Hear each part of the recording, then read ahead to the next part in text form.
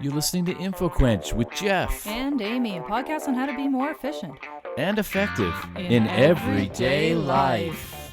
Hey everybody, and welcome to InfoQuench, and this is episode number 10. Episode 10. If every episode was a year, we would be at our decade mark. Yes, a decade of InfoQuench in less than, I don't know how long we've been doing this podcast, but hey, you know what?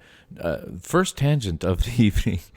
We have over 200 people that have downloaded our podcast since we started, right? That's right, and we actually just recently learned that we're going to be on...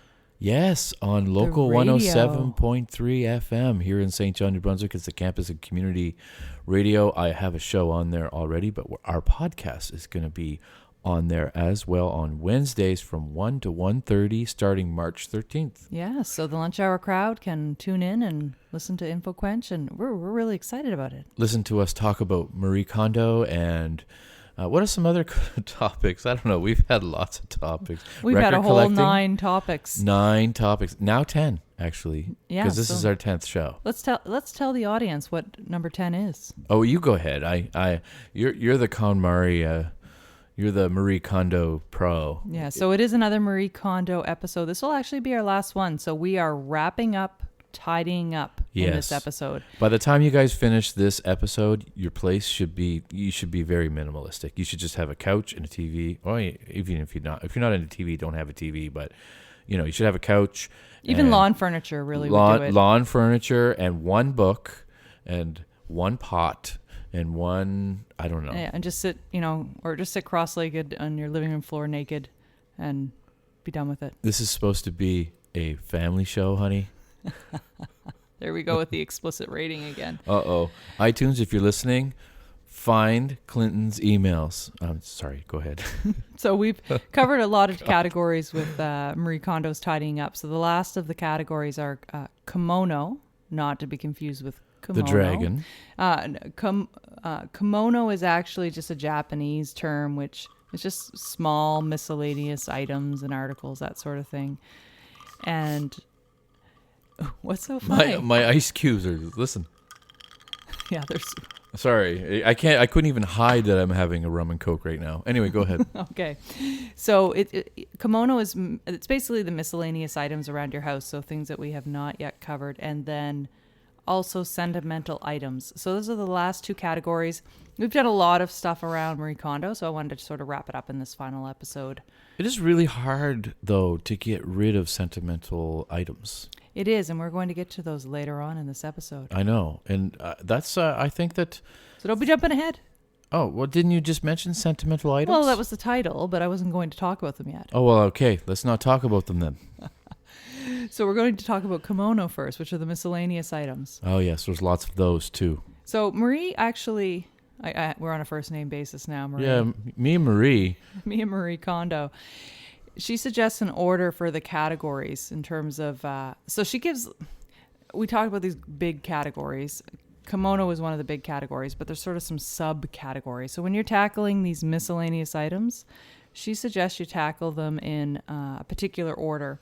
And I'll actually... I'll share this in the comments on social media so that why am I not surprised that she wants you to share them in a particular order? So all of those people who are running out and grabbing a pen and paper so they can furiously write down every word that I say in terms of the order of the kimono categories, go get the pen. Don't even worry about it. I'm going to type it out and put it in the comments section. Put the pen down.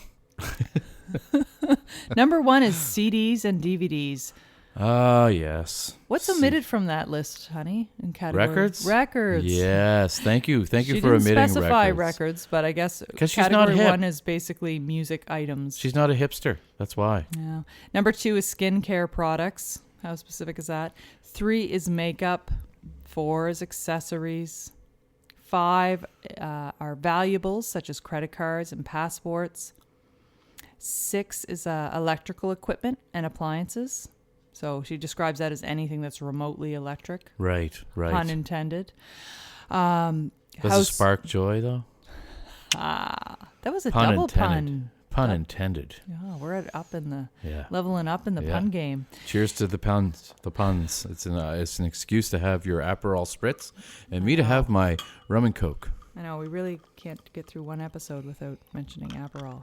Aperol and Nicaragua. By the way, we're not drinking. alcoholics, by the way. It's the weekend. Come on. Yeah, we record our episodes on the weekend for those who are That's keeping right. track. And if you're going to play a drinking game, I think some of what would be our frequently said words? Aperol, Yeah. Sapporo, Nicaragua. Yeah. And Marie Kondo. Every time Marie we say Kondo. Marie Kondo, Yeah. forget about it. Just go with a double on that one. So where was I? Yes. So 6 was electrical equipment and appliances. 7, household equipment. 8, household supplies. So household equipment she describes as things like writing and stationery, sewing kits, that sort of thing. Whereas Sketchbooks. supplies would be things that are more expendable, like medicine, detergents, tissues, things like that. 9, kitchen goods and food supplies. And then finally, other. Other, which is Other, everything like, else. Her examples are spare change and figurines for all of those people who have those Spare figurines. change. You know, it's funny. I don't know how long it has been now, how many years that we haven't been able to use pennies. We have quite a few pennies.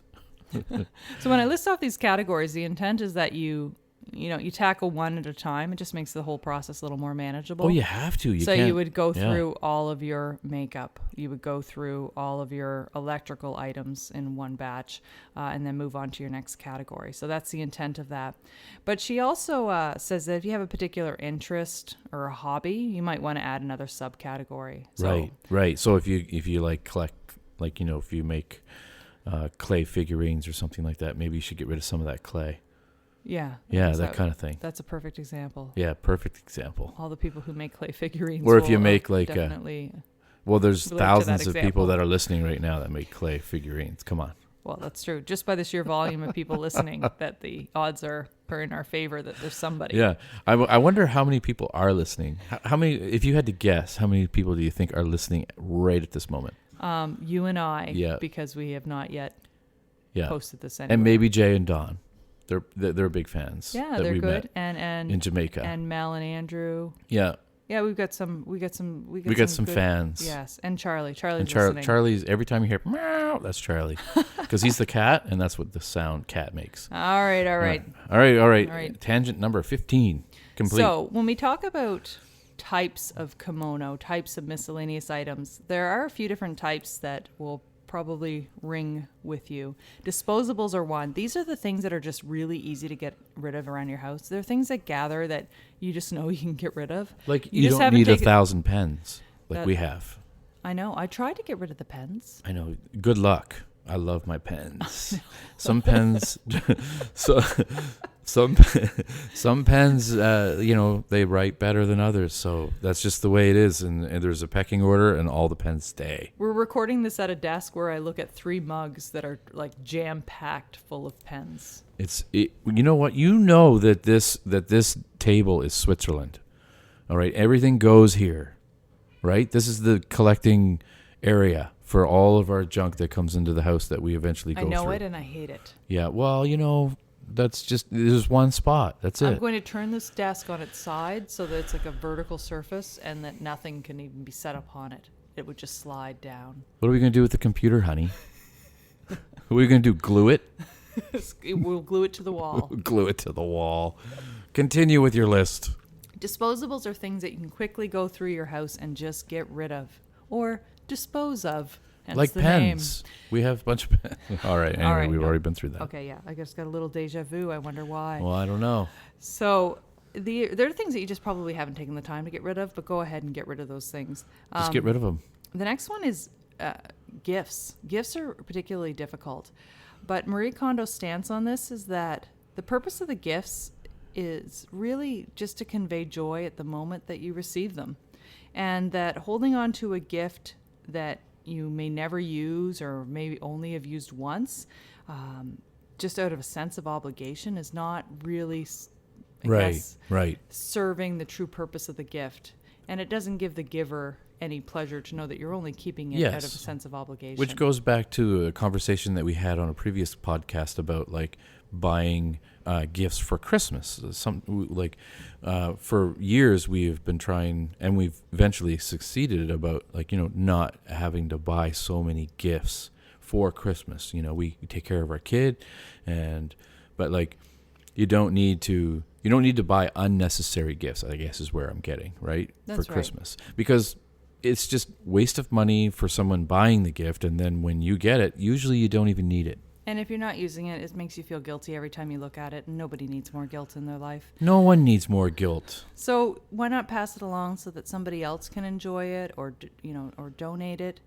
Down with the guilt. Re-gift it, Right. that sort of thing. Be guilt-free. Be diligent in your re-gifting, though. Make sure that you're very... Yeah, you don't give the gift back to the person that gave it to you. No, that would be an ultimate faux pas. Have we ever done that? We've never done that. No. No. Another category of kimono would be cosmetic samples. And this is interesting. I have These are so many of those, man. No, well, no, when you say cosmetic, I'm talking about like the little... It can be like even those little shampoo and conditioner bottles that you get when you're at the hotel. And I do keep these. And I do We didn't, though, when we went to Jamaica. We didn't take them. No. Well, we brought our own. Yeah, we did. But we could Brought have our own taken that we theirs. saved from previous... Yeah. But we keep a small collection. Now, Marie says don't bother saving these. A lot of them have expiry dates. They're just not a product worth saving and taking space in your house. But if you They're travel so a lot, small. why not? Yeah, and we do tend to... So I don't know that I 100% agree, but I think paring it down to a reasonable amount. I mean, if you don't use conditioner, for instance, don't keep all the little conditioner bottles. Yep. Another item would be electronic boxes and packages. So people sometimes will get a new electronic device and they'll feel compelled to keep the boxes. Oh, right. In case they want to sell it on News Chasers or something. Not News Chasers. What's the name of the place where they sell stuff? Is it News Chasers? No, like on Auction a yard, Hut or something like that. Yeah, like on a yard sale. Yeah, yard sale. Or Kijiji or whatever. Yeah, people think that they'll get more money if they have the original packaging. So I know, and again, I've done this too. You kind of want to hoard that original packaging just to have it to sell. But if you think about the cost of the space that it really is taking up inside your house, it's not worth it. The only thing I've ever done that with is like the iMac that I bought in 2006 or something like that. The box is still down in the basement. We should probably get rid of that. Is it really? Yeah. I don't know if I can sleep tonight knowing it's still down Yeah, there. it's still there. It's still there. And it's probably glowing. Thinking, so there's no reason to to keep those boxes and packages. Any extra value they're really going to give you, it's not worth it storing them for years and years for the sake of a few dollars. Another category are unidentified cords, and these are a nuisance. I know a lot of us will have just a little nest of... We still have to work cords. on that portion. We've gone through quite a few of them, and so... You don't know about the box in the basement that we've never gotten what to? What else is down there? That's what the box. Oh, everything's in the basement, honey. All the skeletons are there. A lot of times people hold on to cords for items that they don't even own anymore. So, true. Kind of go through them, try to identify them. If you don't know what they belong to, give them away or... Think of the appliances you currently have in your house, the electrical items you currently have in your house. If they don't go to any of those, then get rid of them. And one suggestion I would have that I've started doing when we have new cords coming into the house, I actually tape a little piece of paper around them. Right, you have started doing that. That says what they're for. So, for instance, we got Hux, our son Hux, a leap pad. So I taped a little piece of paper. It helps him too identify it, the cord, and it says leap pad because they all look so similar. A lot of them have USB connections, and so it's really hard to tell them apart. So doing that can help you identify them, and then when you're sort of doing a little bit of a cleaning and you're trying to get rid of something, you can say, "Oh yeah, I don't own that device anymore." Or when you're trying to sell it later on, you can find the cord. And you have the original box in the basement. By the way, that's where all original boxes are. Right. Just joking. They better be at the recycling bin tomorrow. They will. Honey. Another category of kimono are broken appliances. Get rid of them. If you haven't fixed them straight away. Do we have any broken appliances? No. I don't think we do, no. They're not necessarily all things that we have. Although so far it seems as though we seem to have most of the items. Actually, all the broken appliances, honey, are in the basement. Underneath the boxes. There's 6 stoves down there and 5 blenders. No, but essentially keep holding on to a broken appliance. If you're not going to fix it straight away, if you don't see the need, likelihood is you're not going to fix it in the long term either. So just go. We aren't and get fixers rid of it. anyways. We don't fix things. This next one, the way she words it is really depressing. It is. I know what you're talking about. We talked about it before we did the program. Yes. The podcast. Do share it. Okay. Well, thank you. I'll proceed. Proceed. So another category of kimono is keeping bedding for the guest who will never come. What is with you, Marie Kondo? Are you that lonely? Don't you have a bed that people sleep in when they come and visit? Come on. Well, she talks about the fact that people have guest rooms and beds, and they may actually have overnight guests once or twice a year, yet they have a huge space in their house that's designated for these guests that just never come. It is very true, They but never arrive when at you your need home. when you need that space, it's nice to have bedding.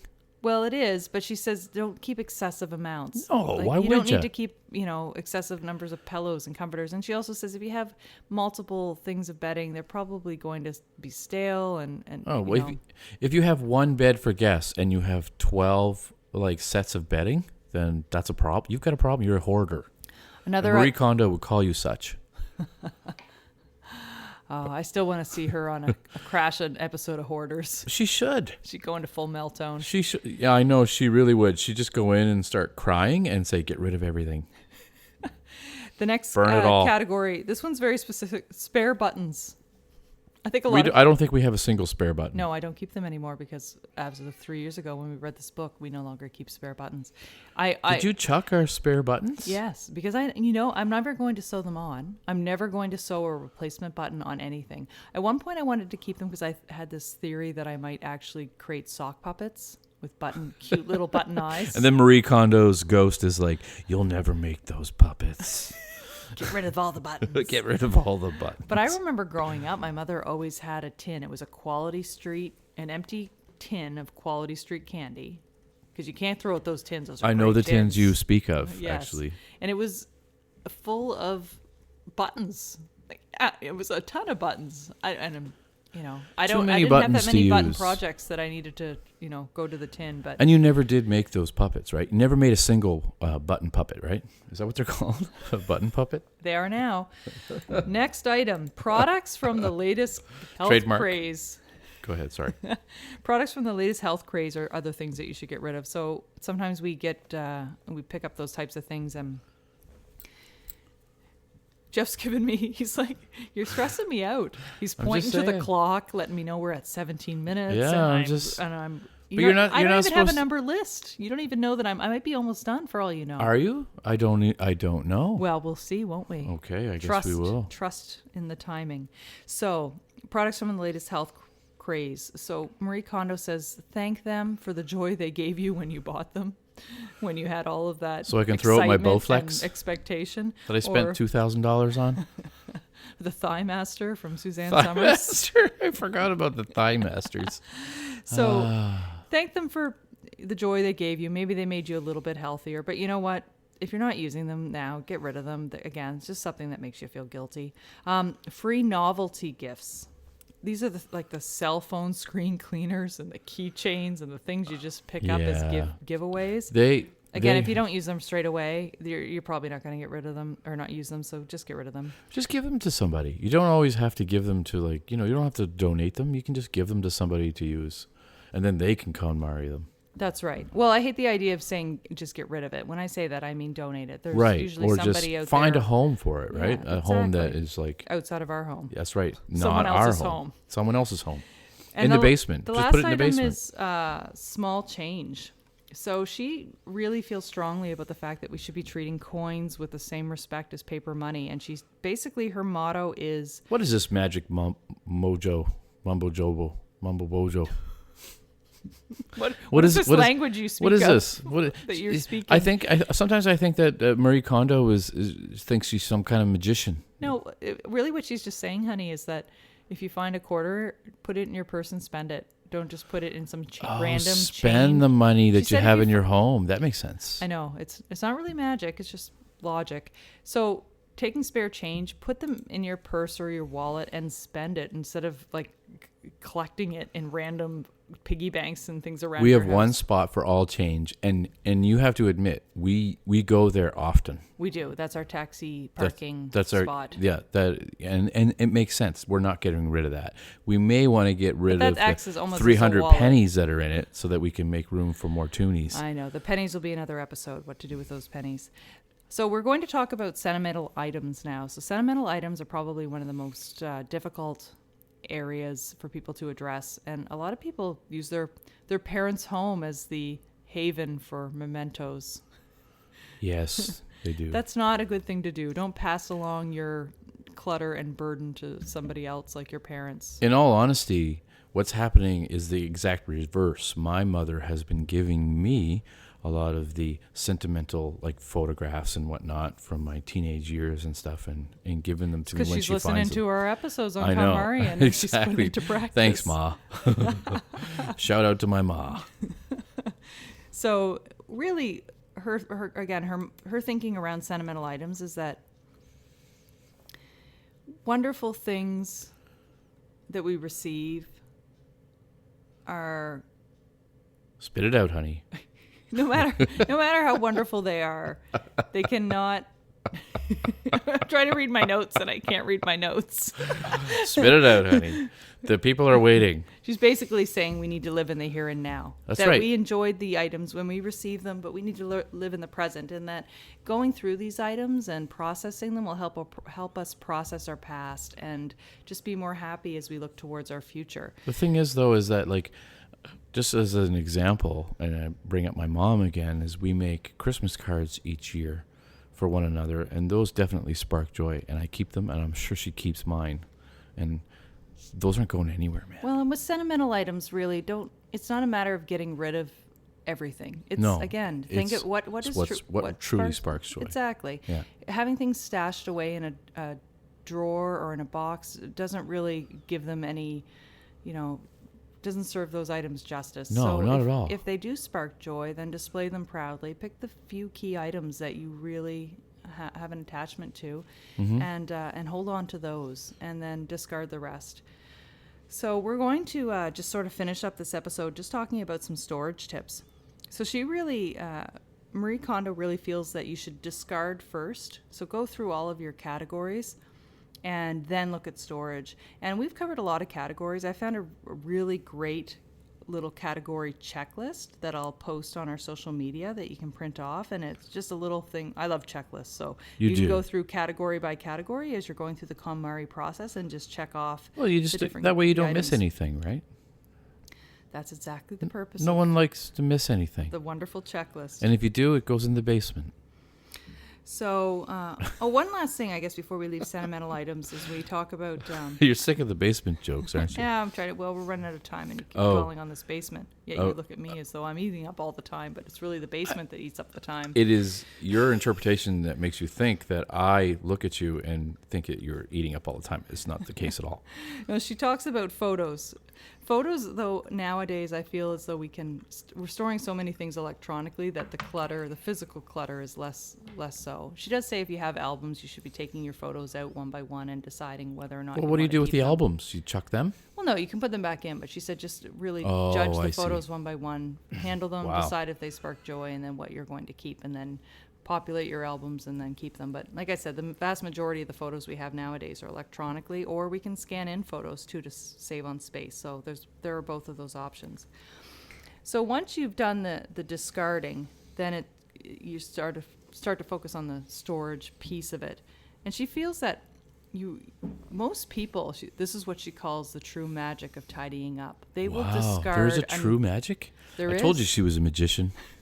She says that magically people tend to discard through this whole tidying up process enough items that what remains will comfortably fit within the space of their home.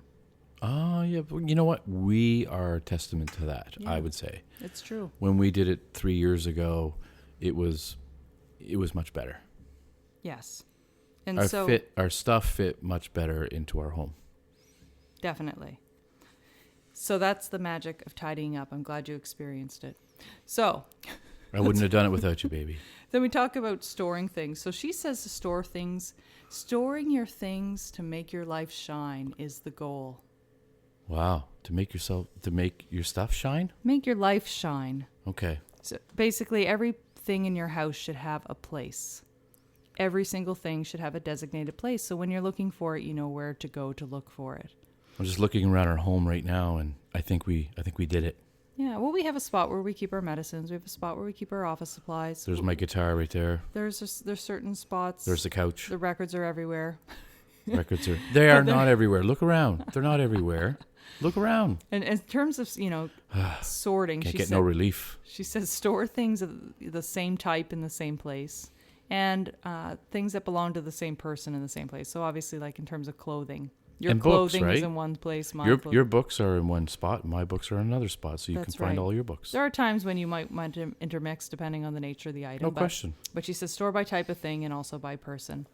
And she said, waste is when you tend to store things in such a way that it's difficult to return them to storage. You're wasting time just trying to get them back into the storage area. It results in clutter. So whatever storage system you develop, make sure it's easy to return the items to that place so that you can just cut down on clutter. No question. Keep it simple. That makes sense. And she says, just follow your home. She says, when you're discarding things, listen to your heart. When you're storing things, listen to your home. And what she means by that is look at the design of your home. Your home has natural storage locations. Make use of those storage locations. Have those be the collection points for your items, and just know where things are stored.